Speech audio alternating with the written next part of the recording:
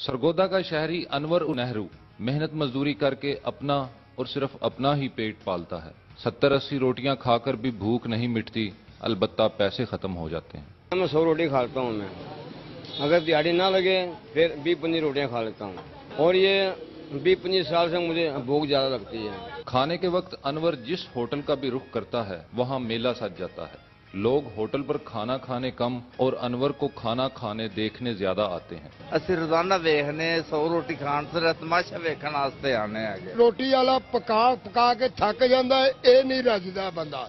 Hotel का मालिक हो या तनूर पर खड़ा नान भाई, नेहरू को देख के इनका रंग फक हो जाता है। 60-70 रोटी खा ਜਾਂਦਾ ਰਸ਼ ਪੈ ਜਾਂਦਾ ਆਸ-ਪਾਸ। 35 ਖਾ ਜਾਏਗਾ, 40 ਖਾ ਜਾਏਗਾ, मुझे मुंह हो गया भी देखता रहेगा।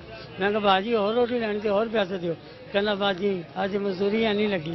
अनवर का कहना है कि वो हुकूमती इमदाद के बगैर पेट की आग बुझाने से कासिर है।